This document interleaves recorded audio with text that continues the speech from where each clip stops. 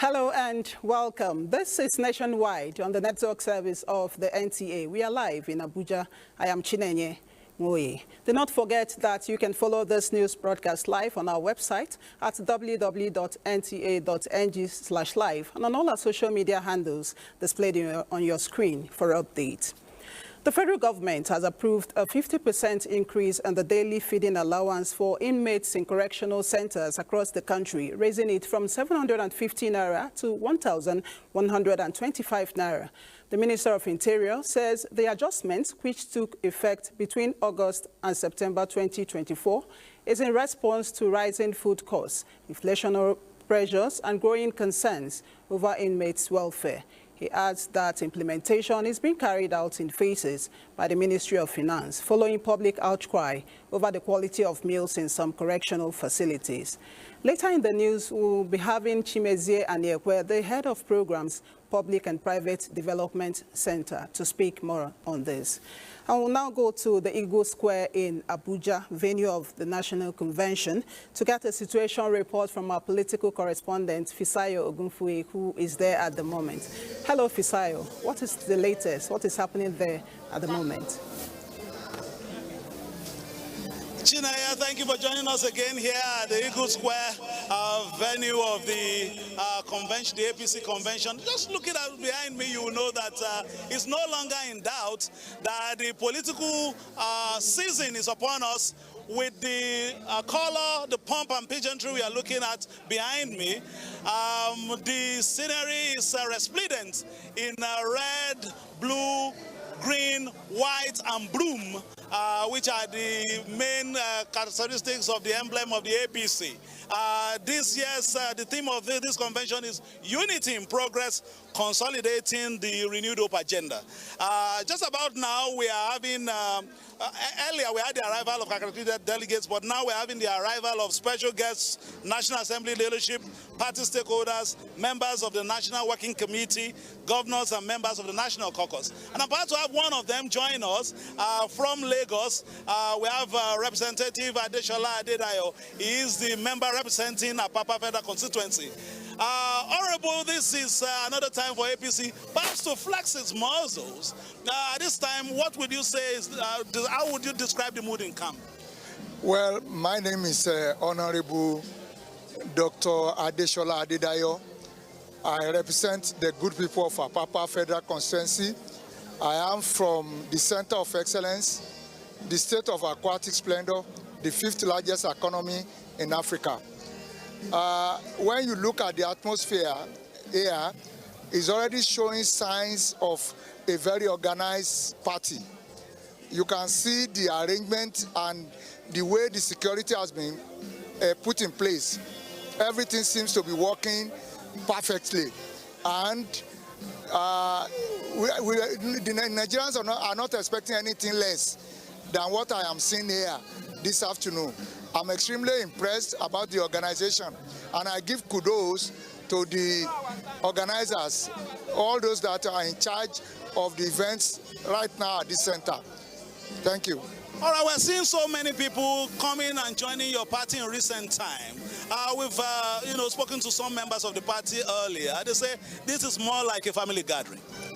It is, because when you are doing very well, you see other people joining you. Those who are in other camps before and they've realized that they have made a mistake, many of them have retraced their steps and they are in the APC fold for good, because they can see light at the end of the tunnel. That's the reason why many of them are joining us. And we have no objection to this, because the more, the merrier. And I believe that when we work together as a team, it's going to move Nigeria forward. You know, that's my belief. All right, finally, before I let you go, what are we expecting as the day unfolds? Come again, sir. What are we expecting? What are we to expect as Nigerians as the program unfolds? Well, that if you look at the theme of this convention, it says Unity in Progress. And that means everybody is joining hard to move Nigeria forward. Again, it is the consolidation of the hope of a renewed hope agenda. And we can see this in every facet of our life. Are you talking about the finances? Are you talking about the infrastructures? Are you talking about the health sector reforms? All these come together to give us hope. And I encourage Nigerians to give Asiwaju the second opportunity to continue with the reform so that it can take us to Canaan land. All right, we've been speaking with the member representing Apapa Federal Constituency. Well, thank you for your time. Hopefully, in the course of the program, we'll continue to see how things unfold, especially talking about the Center of Excellence, as you have rightly called your state. Thank you so much. Also, very quickly before we go, we have a member of the family. Here, Professor Steve, yes. Thank you for coming on. Very quickly, what's from Ebonyi State? I can see yes. Student in Ebonyi colors. Yes, I just say something very important. I want to tell Nigerians that the only kingdom that is built on righteousness and perfection is the kingdom of God. And until we get there, we are still building the kingdom of the world. So the Nigerians must be patient with APC and with the government of President Bola Tinubu. He is taking us on a journey, and I believe we'll get there. Thank you very much, Prof. Thank you very much. All right, that is the ambience at the moment. We will continue to give you on an hourly basis the arrivals, the ambience, the updates from the APC convention, as we've been titled Unity in Progress, Consolidating the Renewed Hope Agenda. We'll be seeing a lot of new entrants give goodwill messages, and in about an hour we'll be expecting the arrival of the national chairman of the party. 30 minutes after that we'll have the arrival of the vice president, and of course the main event itself, the arrival of the President and Commander-in-Chief of the Armed Forces of the Federal Republic of Nigeria and the presidential candidate winner of the last election, the 2023 election. Now, the party members say, go again, as we are hearing from them on the floor of the convention. But we're coming to you in intervals. So, Chinaya, this is the situation right here. Hot, sweaty, but quite exciting as far as APC members are concerned. Thank you so much, Fisayo Ogunfiya, political correspondent there, for that update.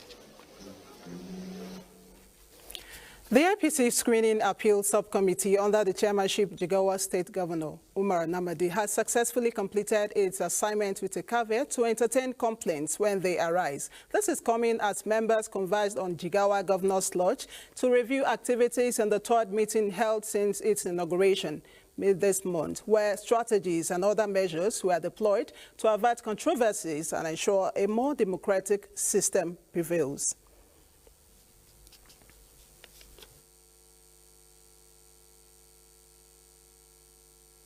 We have chosen consensus as the means of bringing the leadership of the party. That means if we are doing consensus, that means before a name comes up, it must be agreed by all the stakeholders. And from all indications, that has been achieved. That is why we couldn't get any appeal as at this moment. So that means the consensus approach, I think, is a very good approach that carries everybody along and that did not allow for any controversies. Our doors are still open until the nick of time. That is when the election begins. Then I believe that we will not have any response once the elections are cast. It appears to me that as soon as we begin elections today, that will automatically terminate the mandate. This convention is going to be the best convention ever in the history of Nigeria. As delegates are already on ground at the Eagle Square now, accreditation has already gone far, so we are expecting elections to start. The committee said it will leave its door open as the party is known for transparency, equity and inclusivity and social justice for all. The Northwest Governors Forum says all the 7 states of the region are working as a team to tackle the region's common challenges, especially insecurity. This was at the forum's meeting in Abuja. Timothy Yusuf reports. In 2023, the Northwest region has 5 APC governors, but today, all are now members of the governing APC. Chairman of the forum and governor of Katsina State, Diko Umar Rada, attributed the development to a win-win success story for the states and people of the region. The Northwest has become a very homogeneous area, politically and otherwise, because politically before we have 5 APC governors. Today we had a meeting of all the 7 APC governors. So it means that we are becoming more cohesive. The meeting also witnessed the launch of the framework for peace, security and development of the Northwest region. We feel that we should approach this issue in partnership and in collaboration regionally, so that at least we can confront the challenge and then face it squarely and address the issue. And then secondly, we have discussed a number of collaborations, economic support in terms of agriculture, youth unemployment, and a number of issues were raised and discussed at this meeting. So there's an inception phase, obviously, for frameworks like this, and then the forum is expected to oversee the coordination of the implementation of this framework across all the states. All 7 governors of the Northwest region attended the meeting with a renewed hope to tackling the challenges of the region, especially in security. Timothy Yusuf, NTA News. There are growing concerns over Nigeria's gender development indices, as nearly half of the population, who are women, remain underrepresented in leadership and matters of governance. As political parties gear up for their national conventions, questions are being raised about whether women's inclusion is truly on the agenda and what steps Nigeria is taking to ensure equitable representation in politics. Correspondent Ladi Bala tells us more. It's no longer news that Nigeria continues to lag behind in women's inclusion in leadership and politics. This worrisome trend is evident across virtually every sector. Despite sustained advocacy, engagement, and years of struggle aimed at achieving meaningful change and improving Nigeria's standing in the global community, political parties remain the gatekeepers and platforms through which leaders emerge. Although many of them have policies that provide for women's inclusion, the reality on the ground tells a different story. Are Nigerian legislators truly committed to advancing women's participation in politics? I don't want to be hearing woman leader. I don't want to be hearing commissioner for women affairs, minister for women affairs, and so on. We can do better. We can do more.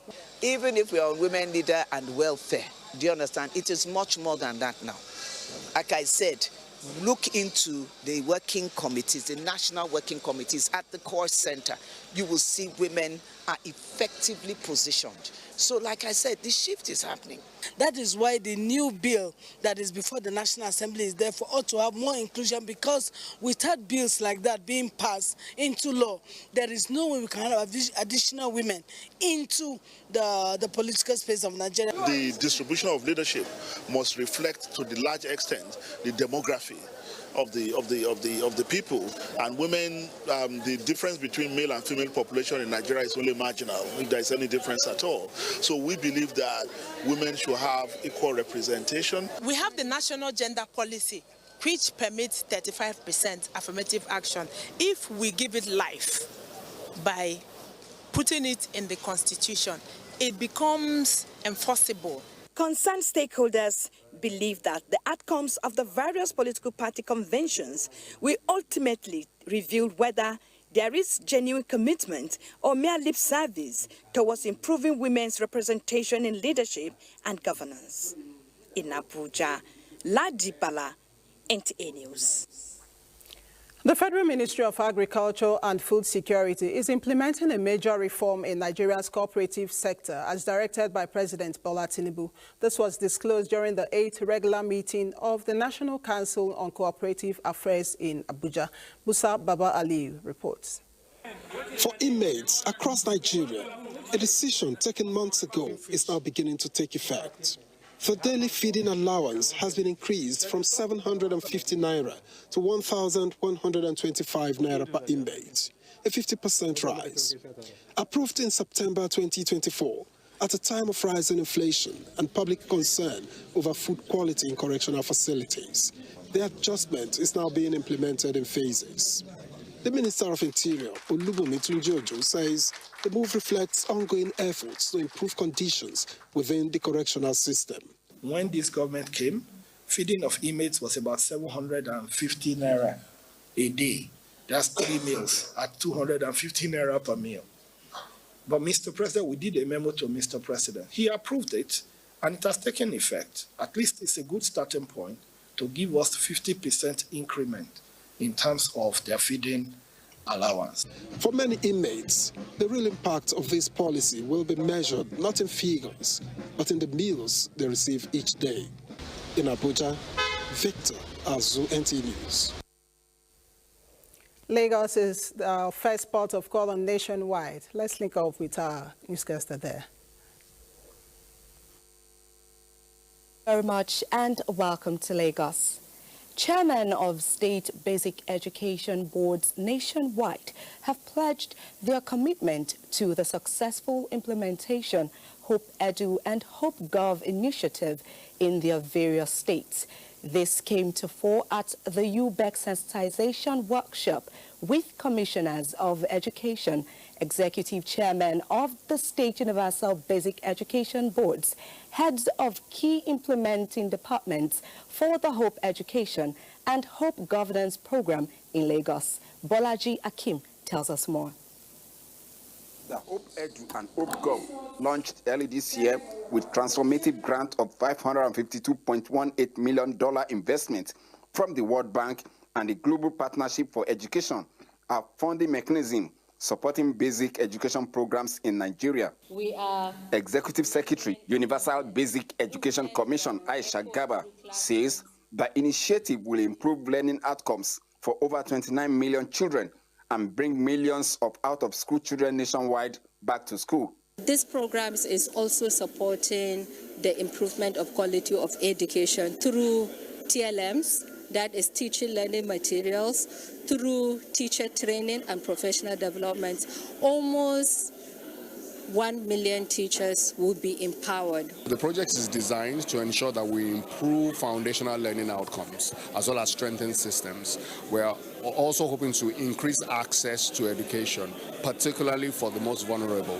Participants at the workshop agreed that Hope Edu initiative will benefit all stakeholders and policymakers in the education sector. It's giving hope to the young ones and telling us that our basic education will be of quality, and it will be, again, we will see very good results in our learning outcomes. We really need to go back to our states, our various states, and coordinate the implementation of the program and ensure that we meet the deadlines that are specified in the meeting. There are 3 areas of an open education program. Result area 1, talking about quality. Result area 2, talking about access. Result area 3, talking about system strengthening. The workshop agreed that with transparency and commitment of purpose, the initiative will strengthen Nigeria's basic education structure. In Lagos, Bolaji Akim, NTA News.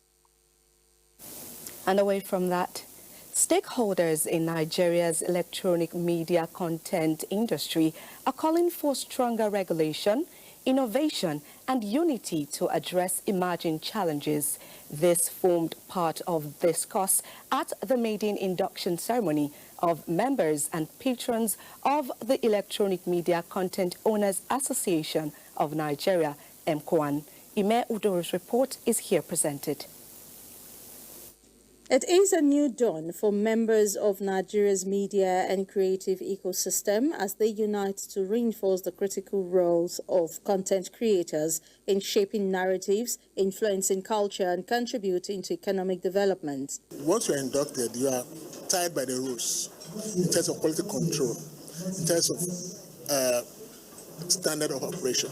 And if someone is not having the ability to acquire good equipment or to get good artists, actors and some other things, you cannot force them, but the NBC can regulate that. A lot of young people who are content producers honestly don't know anything about the rules and ethics of broadcasting, what is permissible. Directors General of both the National Broadcasting Commission (NBC) and Advertising Regulatory Council of Nigeria (ARCON) represented said they will continue to promote policies that protect intellectual property. We are enforcing stricter criteria for broadcast licenses to ensure that those who hold them are actively contributing to the industry's growth. There is a proclamation we made some time ago, and we have about 75% local content in all advertisements. And to tell you, we have in compliance. Newly inducted patrons Wale Adenuga and Yinka Adebayo charged operators to build an ecosystem of storytelling with the responsibility of providing guidance and strengthening institutional framework to support emerging talent. We have a population of 230 million people, adventurers who are looking for content. We show you, unfortunately, many of the streaming platforms are the ones benefiting from this. But I think a whole lot more can still be done by empowering, by supporting, and encouraging our terrestrial platform. While the Nigerian creative industry continues to gain global recognition, adherence to professional ethics and collaboration remains key to sustainable growth. That's it from Lagos. And to Port Harcourt, Rivers State government is holding a free community medical outreach in Rumigbo, Port Harcourt, targeting the underserved population across the state. The program is a deliberate move to sensitize the populace on preventive health care, a policy of Governor Similaye Fubara's administration towards sustainable health care for all residents. Kingsley Amajiri reports. In the first phase of this free community medical outreach, 11 local government areas were captured. This time, the remaining 12 local government areas are participating with Rivers State Hospital Management Board and the Rivers State Contributory Health Protection Program leading the medical outreach. This program was initiated by our dead governor, the health-friendly governor of Rivers State, Sir Similaye Fubara.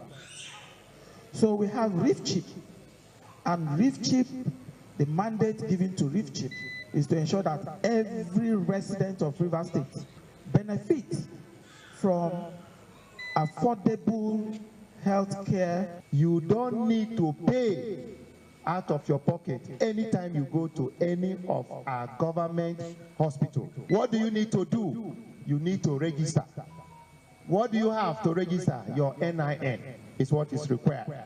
Here in Rumigbo, from health education, consultation, counseling, blood pressure check to laboratory test, health insurance and prescription, residents were offered these services without cost. They gave me what I would get in a standard hospital. They attended to me and my children. That is why I said the whole thing changed my mentality. And I want to say thank you. We are seeing the dividends. It's a welcome development. And we plead that this program at least should be done quarterly. The objective of the current medical outreach across the 23 local government areas aligns with Governor Fubara's administration health care policy for the state towards a sustainable and affordable health care for all residents. In Port Harcourt, Kingsley Amajiri, NTA News. Away from health, management of the Nigerian Television Authority, NTA Yenagoa, has called for stronger institutional collaboration with the Niger Delta Development Commission, NDDC, to enhance broadcast operations and improve service delivery in Bayelsa State. This was at a meeting of the management team of both organizations held at the NDDC office, Yenagoa. Ifoma Ihoji reports. Broadcasting has evolved to meet the demands of modern-day viewership and pose challenges for media organizations, especially in a difficult economic climate. Despite these constraints, the Television Authority continues to adopt workable strategies to sustain daily transmission in the interest of the viewing public. To enhance operational efficiency and institutional collaboration with the Niger Delta Development Commission, NDDC. We expect that our request that we put before them, they are going to do it for us. Like we request them to help us with an inverter that can help us sustain our transmission.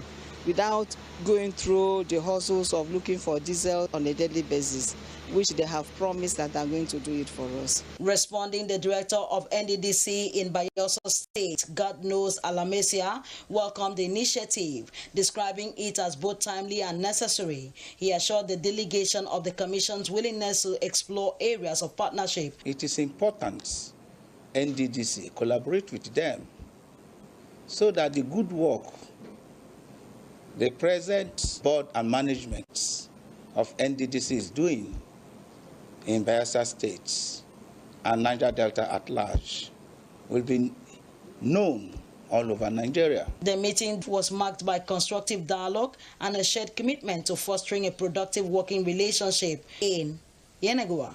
Ifoma Iwoje, NTN News.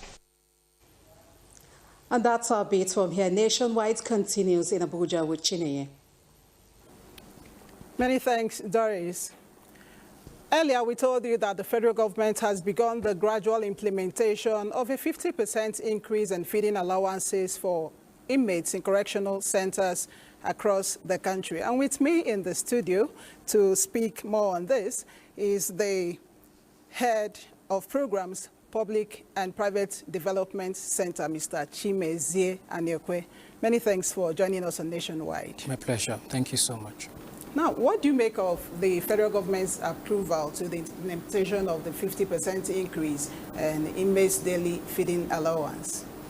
I would say from the view of PPDC, that is a civil society organization centered at accountability and also system strengthening, I would say this is a very good welcomed idea from the federal government. Looking at the project that we are currently implementing, reform pretrial detention, that is funded by INL, which is a U.S. government project. I will say that from this project, we'll say this is a very positive turn to what has been in existence as far as the Nigerian Correction Service is concerned. I would say that we have always visited the custodial center, and what we see there in terms of feeding over time has been very appalling. And I will also say that from 2023 to 2024, where we have 750 naira as a feeding allowance, up to now that it is about 50% increase, will actually go a long way looking at the current economic standard of the country. And I will say that even though we'll say this is not like exactly what we expect at this rate where the economy of Nigeria currently is, we will say is a good job that the government has actually looked into the cry of citizens, especially the correction center so far. Is there anything you will tell us about the implementation? So the Reform Pretrial Detention Program in Nigeria that is funded by INL and implemented by the Public and Private Development Center is an intervention that the objective is to focus currently at the congestion of the inmates in the custodial center and focusing on detention inmates that are also actually in detention. And if we look at the trend of things, the more people are going out of the custodial center, the more people are constantly getting into the custodial center. And then you see that PPDC has a pool of pro bono lawyers that visit the custodial center to take cases of detainees that have been in detention for a very long time, and then what they do is to represent these detainees. And I will tell you that in the past 2-3 years, PPDC have been able to represent about 20,000 plus of detainees in the custodial center. The project is implemented in 5 states.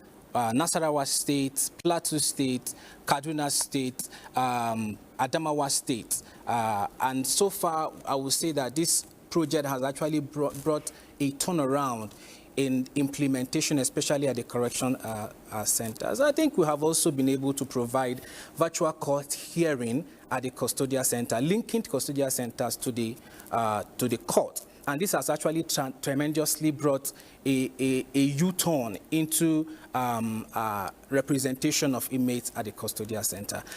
Now you can see that it is easy for detainees to be represented, being that the issue of logistics, being able, the custodial center saying, okay, we do not have the ability to move inmates to the court due to lack of fuel, lack of vehicle. What PPDC have done in this implementation is to provide that bridge that inmates can still stay at the custodial center and be able to get hearing. So it means that the inmate does not have to go to court. They just have to be at the custodial center facility, and then they get their hearing heard. Yeah. Thank you so much, Mr. Chimeze Aniekwe, the head of programs, Public and Private Development Center. Thank you so much. Many thanks for joining us on the news. Thank you. Now, Kaduna State is rapidly witnessing an increase in population, with more pressure overstretching the transport system in the state, forcing the authority to come up with measures of solving the problem. One of such efforts is the proposed construction of light rail system within the metropolis. Mohammed Umar Ajingi has an update on how the residents are welcoming the development. Over time, population has increased in Kaduna State. The daily movement of people across the city is becoming more difficult, but the authority is putting its thinking caps together to provide solution to the problem. It is modernizing the state transport system with the introduction of free city buses to ease movement within the metropolis. We really appreciate what our Governor Obasani is doing. Construction of a modern intercity bus terminal is ongoing here. The most ambitious project is still on the way, the proposed light rail system that will run through key parts of the city. The proposed Kaduna State light rail system is expected to feature 30-kilometer red line and 20-kilometer yellow line connecting the state from Millennium City down to Rogasa. Dongulguli, a resident of Kaduna, live along the corridor where the proposed light rail line is expected to pass through. Yeah, it's a good development. We're in a global economy, so we need to progress. This light way of it will reduce the transport problem. As Kaduna State continues to expand in population, the modernization of its transport system may become one of the most important steps in shaping the city's future. In Kaduna, I am Muhammad Marajingi, NTA News. Many thanks, Mohammed. And Suraj Abdullahi is still standing by in Kaduna with more details on the light rail project in Kaduna. Suraj, what more can you tell us? Hello? Yes, if you can hear me, what more can you tell us about the light rail system project in Kaduna? I cannot hear anything. It seems Suraj is not hearing us. Hello, can you hear us? Okay, let's take the next report. A nation's future is shaped long before the classroom. And to this end, women leaders at a roundtable on investing in Nigeria's youngest children warned that malnutrition, weak healthcare, and poor early learning are putting Nigeria's youngest children at risk. And they pledged bold solutions to help every child and caregiver thrive. Musa Abubakar reports. In the first 2,000 days of life, from the womb to a child's 5th birthday, everything is being built: the brain, the heart, the body, and the promise of tomorrow. Today, women leaders from across Nigeria gathered to ask a critical question: how can we give every child the start they deserve and support the women who make them possible? We all agree that early childhood nutrition is what lays the foundation of what that child will become and ultimately how he or she will affect national development and growth. I think Nigeria has a huge opportunity. The human capital stock, number of children that are being born today could be a fuel for the economy in the next 15 to 20 years if there is adequate investment in them. Maternal well-being, maternity protection, and childcare are not just social issues, they are economic necessities. I think the message has been not only passed, it has been picked up, and I think we have a big movement. There's a lot of energy. We need to now translate that energy into action across multiple stakeholders. We represent, in terms of the intervention, the renewed hope initiative of Her Excellency the First Lady's advocacy, leaving no family behind, and through that agenda, making sure that women are not a gender reference, but a community grassroots intervention for national and social transformation. The roundtable called for modern programs. It called for commitment, collaboration, and change, from policy to private sector, from communities to culture. Nigeria's children need an ecosystem that helps them survive, thrive, and learn. In Abuja, Musa Abubakar, NTA News. The National Counter-Terrorism Center, Office of the National Security Advisor, is partnering Giving to the Needy Mission International to launch the Livelihood Empowerment Initiative and empower 10,000 vulnerable youth and women. Defense correspondent Ismail Musa reports that the initiative is part of a new security strategy focusing empowerment rather than kinetic approach. For decades, Nigeria's battle against insecurity, particularly counterinsurgency operations, has been fought on multiple fronts and dimensions. While military operations continue to degrade these threats, experts insist force alone cannot win the war, sustain peace and stability. The initiative is focused on bridging critical gaps identified as part of the remote causes of these challenges. When our youth and women are silenced by unemployment, they become the primary targets for recruitment by extremist groups to fuel their agendas. The Livelihood Empowerment Initiative is a proactive, non-kinetic security strategy that addresses these economic drivers head-on. By launching the Livelihood Empowerment Initiative project, we will be de-risking the future of our vulnerable youth and women. We see this initiative as a soft approach strategy to counter terrorism, replacing vulnerability with capability and despair with a career. Your initiative represents not just a shift in approach from reaction to prevention, but one that clearly recognizes and pivots women and young people as the institutional bastion for true access to structured economic pathways. The program, a component of proactive approach to combating insecurity, seeks to address some of the issues relating to vulnerable youths and governance. In Abuja, Ismail Musa, NTA News. The Nigerian Forest Security Service, NFSS, says it will continue to leverage its reach and personnel strength to assist in restoring peace to the vast ungoverned spaces in the country. The Commander General, NFSS, Joshua Oshatimehin, affirmed this at a media briefing at the service's headquarters in Abuja. Nigeria's total landmass is approximately 923,768 square kilometers, encompassing diverse range of geographical features, including tropical rainforests in the south, savanna grasslands in the central and northern region, as well as semi-arid zones near the Sahel. With over 4,000 kilometers of land borders with neighboring countries, many of which are unmanned, addressing the porous borders is crucial for enhancing national and international security as they contribute to cross-border criminal activities and terrorism. This is where the Nigerian Forest Security Service is throwing its weight, with presence in the 36 states of the Federation and the FCT to complement the security architecture in the country. We have also been trained by the military on weapon handling and synergy with the critical stakeholders. And before we sent a bill to National Assembly for Nigeria Hunter and Forest Security Service to be integrated into national security, approval will be given. And I want to use this opportunity to appreciate Mr. President for the approval.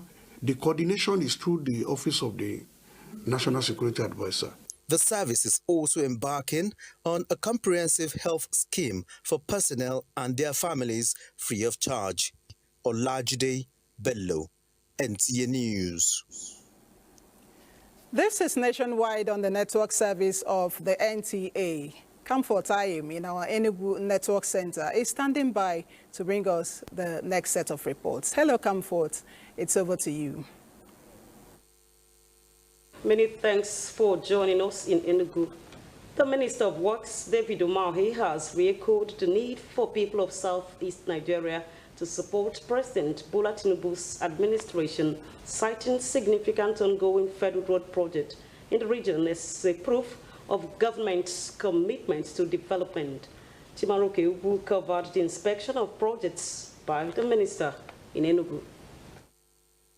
In his continuous on-the-spot inspection of the federal road projects across the 6 geopolitical zones, the Minister of Works, Dave Umahi, while in Enugu, inspected the project of work at the Ababa Junction flyover and the completed 15th portion of the Enugu-Onitsha Expressway. The minister emphasized that the ongoing projects, including the reconstruction of the critical Enugu-Onitsha road, are part of a nationwide infrastructure push aimed at boosting mobility and economic activities. We inherited very terrible debt in over 13 trillions and 2,068 projects as at May 2023. You cannot drive through any road in this country for 1 hour without having challenge or bad roads. But that is becoming a history based on what the president is doing. We are very committed. We are not distracted. We are carrying out the directive of Mr. President to ensure that the entire country is properly connected with roads and bridges. The Federal Controller of Works Enugu and other engineers on site maintained that the projects stand the test of durability and quality. We are trying to tie in some areas that had not been tied in so that we can make the traffic flow seamless. But we will also consider the safety of the people walking along the road. So we are going to do phased or segmented opening. The 15 kilometers has been achieved up to 95% of CRCP, continuously reinforcement concrete. And then as you can see, the road is ready to be opened. Even now, vehicles are plying on the road. The minister urged residents of the Southeast not to be swayed by the divisive narratives, highlighting the unprecedented level of federal road intervention in the region. In Enugu, Chimaroke Ugu, NTA News. On politics now, in a bid to promote youth and women inclusion in politics and governance, the National Youth Alliance has officially inaugurated 95 local government coordinators in Southeast geopolitical zone, aimed at driving empowerment in the state to foster a new Nigeria where youth and women play key roles in leadership. Kelechi Otiaha reports. The National Youth Alliance, NYA, has continued its efforts to empower Nigerian youths and promote their involvement in governance with the appointment of new coordinators across the country. The NYA aims at strengthening youth participation in governance and leadership, mobilizing young Nigerians beyond political apathy.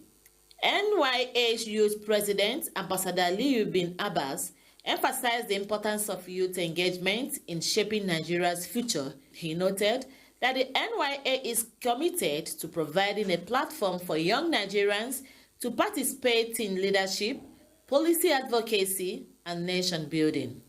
Why don't we come together as young people, register as many young people and women as possible, targeting 40 to 50 million Nigerians, so that we decide who becomes what in the next coming elections. The chairman of the Enugu State Traditional Rulers Council, who was appointed as the grand patron of NYA, encouraged young Nigerians to persevere in the face of difficulties and work towards securing better Nigeria. And I came here to bless it. The inauguration of local government chapters we came here to do. I came here to support the vision, to align with the vision. And again, to tell you that I'm going to ask for feedbacks. It is also the youth and women that cast most of the votes that brings up leaders to power. So the youths have a say, the women have a say, and they must be included. The inauguration of 95 local government coordinators of National Youth Alliance in the Southeast featured an award presentation to notable youths that have contributed to the growth of society.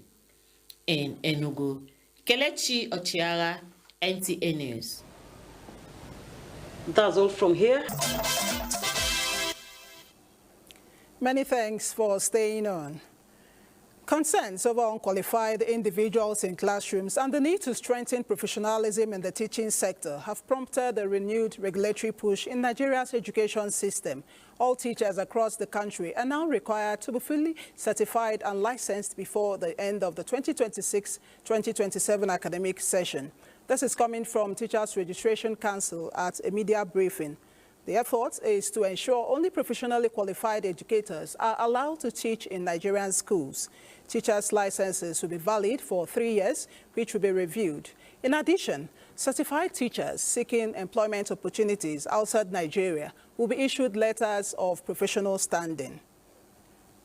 That every teacher in Nigeria must be licensed because we want to feel proud of this particular community that we belong to. And every parent now, conveniently, or every stakeholder, if you know the NIN, or if you can actually use the name of your teacher, conveniently you can check, is my teacher a TRCN certified? As part of the strengthened regulatory framework, a mandatory induction program will now precede full registration. This move is designed to enhance global mobility and competitiveness of Nigerian educators.